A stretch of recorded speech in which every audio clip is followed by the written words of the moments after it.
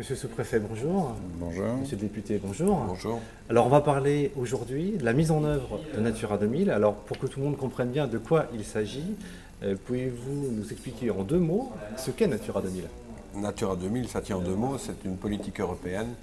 On a demandé à chaque pays de répertorier des zones naturelles où on a une richesse de la faune et de la flore et de tout mettre en œuvre pour la protéger, voire faire fructifier ces zones, mais en correspondance avec les activités humaines comme ici l'agriculture, la pêche, la conchyliculture et la saliculture.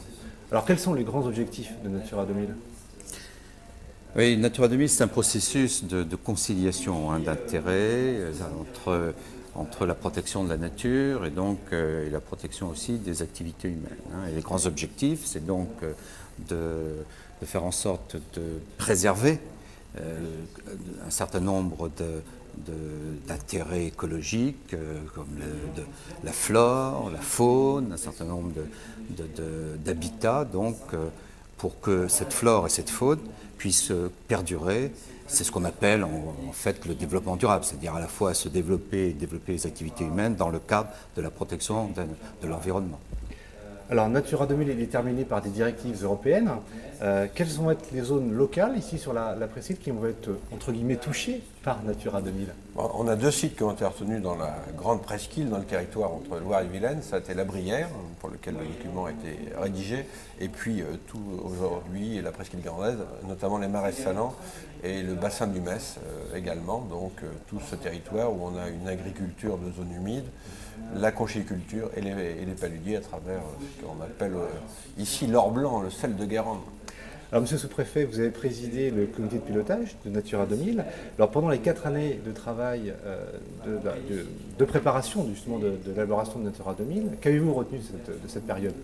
Moi, je crois qu'il faut retenir 4 points essentiels. Le premier, c'est qu'il y a eu un consensus très grand, très fort, entre tous les partenaires pour aboutir donc à un compromis et à une volonté donc de protéger ces habitats comme on vient de l'évoquer.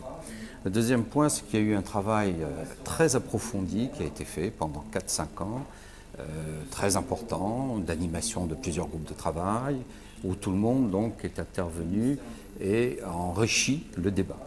Le troisième point qui me paraît très important, c'est qu'on est arrivé à un système contractuel et qui se terminera donc par l'application de tous ces principes au niveau d'un contrat, donc passé entre le préfet et le gestionnaire, l'exploitant du territoire en question. Et puis enfin, la dernière chose qui me paraît importante à souligner, c'est le consensus de tout le monde en vue de protéger donc cet environnement tout en développant les activités humaines et au fond une prise de conscience d'un intérêt collectif auquel tout le monde a participé. Alors aujourd'hui, le document d'objectifs est rédigé, ça y est, et il marque le début de la phase opérationnelle. Alors maintenant, que va-t-il se passer? Il y a, suivant effectivement l'inventaire qui a été fait, 52 fiches actions. Donc on va passer dans l'action avec effectivement des passations par exemple de contrats avec certains paludiers et qui correspondent au travail qui peut être demandé pour l'entretien d'une vasière, d'une roselière, gérer les niveaux d'eau. Donc on va vraiment être dans le concret dans les prochains mois. Donc l'agriculteur, le paludier, le conchyliculteur passera un contrat avec l'État pour les financements.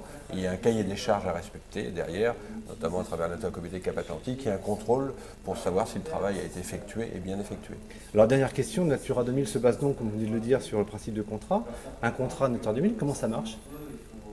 Comment obtient-on un contrat? C'est du volontariat? C'est obligatoire? Ce qui est très important, effectivement, c'est l'aspect volontariat. C'est-à-dire, s'agissant d'un contrat entre l'État et l'exploitant du territoire qui est compris donc, dans cette zone Natura 2000, ce volontariat va conduire, si vous voulez, à ce contrat que l'on va déterminer, dont on va déterminer les obligations de manière contractuelle, c'est-à-dire, encore une fois, à travers une discussion. Et puis ensuite, pour l'application de ce contrat, donc, il y a des financements qui sont prévus pour faire en sorte d'aboutir aux objectifs, de bien remplir les objectifs du contrat qu'on a passé ensemble.